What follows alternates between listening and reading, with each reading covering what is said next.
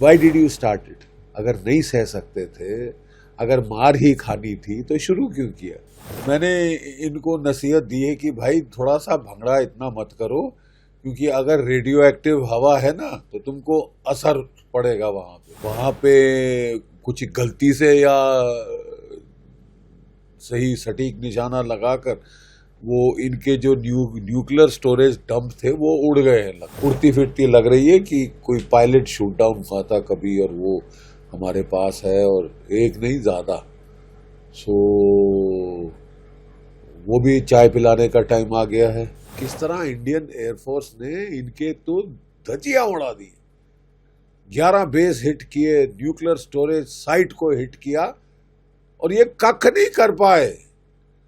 That is the important thing. That means वो कह रहा है कि क्लियरली भारत जीत गया है। बस हमारा यही था प्रधानमंत्री जी से कि प्रधानमंत्री जी ये दिल मां के मोर बना रहा, 2-3 दिन और रगड़ दीजिए, ताकि मतलब अगले 10 साल, 15 साल, 20 साल के लिए शांति हो जाए। शहबाज शरीफ तो बेचारे अस्पताल में थे जब उनकी पार्लियामेंट में ही उनकी खिल्ली उड़ी कि कहाँ है गीदड़ है ये, कि एक लश्कर हो शेरों का लेकिन उसका सरदार गीदड़ हो तो वो सारे गीदड़ की तरह काम करेंगे। देखिए, अब मेरा ख्याल तबीयत साफ हो गई है, होश हवास उड़ गए थे बिल्कुल है, और ड्रामा कर रहे थे कि, और भंगड़े कर रहे थे जीत के। तो मैंने इनको नसीहत दी है कि भाई थोड़ा सा भंगड़ा इतना मत करो, क्योंकि अगर रेडियो एक्टिव हवा है ना तो तुमको असर पड़ेगा वहां पे बहुत।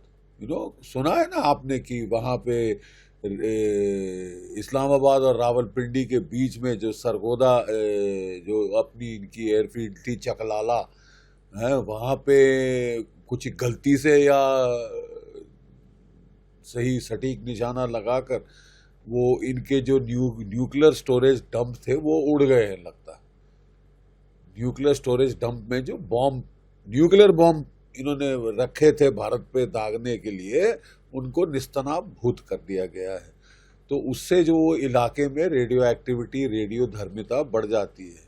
तो ज्यादा डांस ना करें, नहीं तो ज्यादा जल्दी कैंसर होगा आपको, ठीक है। और मुझे खुशी है कि थोड़ी अकल आ रही है, शांति का सोच रहे हैं, नहीं तो सिवाय जिहाद, फसाद, कत्लो गारत, खूना खच्चर के सिवाय ये कुछ सोचते ही नहीं।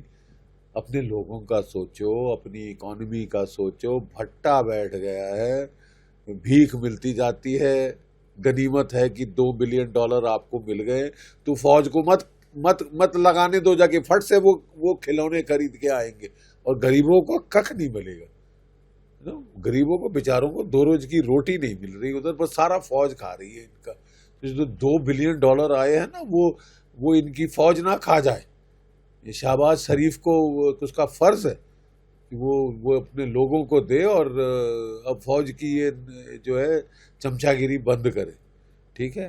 मुझे बहुत खुशी है कि हमारा लड़का वापस आ गया, और कई बारी मन में ख्याल आता है अगर हमारे पास इनके और भी हैं, सुना है, कंफर्म तो नहीं है लेकिन उड़ती फिरती खबर है कि है, तो हम कुलभूषण यादव को भी वापस मांगे। We should exchange. अगर हमारे पास इनका प्रिजनर है कोई, तो या प्रिजनर्स हैं, तो वी शुड एक्सचेंज। अभी तक मैंने सुना तो नहीं है, लेकिन उड़ती फिरती लग रही है कि कोई पायलट शूट डाउन हुआ था कभी, और वो हमारे पास है, और एक नहीं ज्यादा। सो वो भी चाय पिलाने का टाइम आ गया है। और अगर हम उसको कुलभूषण यादव के साथ एक्सचेंज कर लें तो बहुत अच्छा हो। तो बड़ी जीत होगी, बहुत बड़ी जीत, बहुत बड़ी। प्रधानमंत्री ने आदमपुर एयरबेस पर जाकर क्या एक मैसेज दिया है खासकर? बहुत अच्छा सवाल।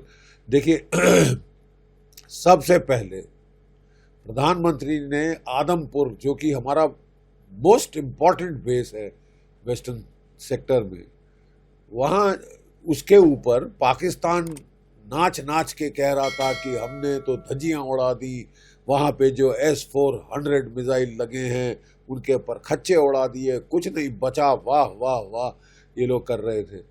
और तभी प्रधानमंत्री जी वहाँ गए, C-130 प्लेन में लैंड किए वो, और बड़ा भारी जहाज, मतलब दिखाने के लिए कि हमारी रनवे शनवे बिल्कुल ठीक है, सब कुछ ठीक है। और पीछे बड़ी शानदार तरीके में आकाश के अगेंस्ट वहाँ पे S-400 Triumph surface to air missile, the crown jewels हैं जो हमारी एयरफोर्स के, आर्मी के, एयरफोर्स के, हमारे एयर डिफेंस के, जिन्होंने लाजवाब काम किया है, लाजवाब काम किया है। और कहा जा रहा है कि शायद हम और खरीदेंगे ये वाला। और हमारे आकाशिस ने बड़ा अच्छा काम किया है। MiG-29 कह रहे थे हमने मार दिया है, एक कोई कह रहा है ये वो फालतू के जिसको बोलते हैं ना, लपेटे जाओ, हमारे बच्चे करते हैं ना, कहानियां सुनाए जाओ। तो वही है, दिल को ख्याल अच्छा है गालिब, दिल बहलाने के लिए कि तुमने एयरफोर्स की ये किया वो किया, लेकिन सबने सुन लिया है। उस ऑस्ट्रियन है वो एक्सपर्ट, टॉम कूपर, उसने सारा पोल खोल दिए। उसने बताया है कि किस तरह इंडियन एयरफोर्स ने इनके तो धजिया उड़ा दी, 11 बेस हिट किए, न्यूक्लियर स्टोरेज साइट को हिट किया, और ये कख नहीं कर पाए। That is the important thing. That means वो कह रहा है कि क्लियरली भारत जीत गया है। बस हमारा यही था प्रधानमंत्री जी से कि प्रधानमंत्री जी ये दिल मांगे मोर बना रहा, 2-3 दिन और रगड़ दीजिए, ताकि मतलब अगले 10 साल, 15 साल, 20 साल के लिए शांति हो जाए। ठीक है, ये दिल मांगे मोर, ये दिल मांगे मोर। लेकिन ठीक है, अगर शांति की तरफ समझ आ गई है बात और शांति की तरफ जा रहा है, खूना खच्चर बंद होगा, रक्त रसाव बंद होगा, तो अकलमंदी की बात। क्या शहबाज शरीफ भी ऐसे अपने एयरबेस पे जाके दिखा सकते हैं?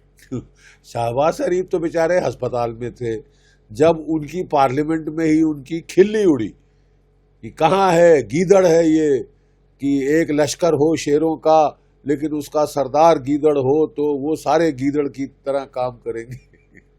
गीदड़ की तरह तो काम किया है, ठीक है। अब वो बेचारे शर्मा के बाहर तो निकल आए और फिर उन्होंने एक स्पीच दी, thank you America, thank you Saudi Arabia, thank you China, thank you Turkey, thank you पता नहीं, थैंक यू सोमालिया को भी थैंक यू कहा है?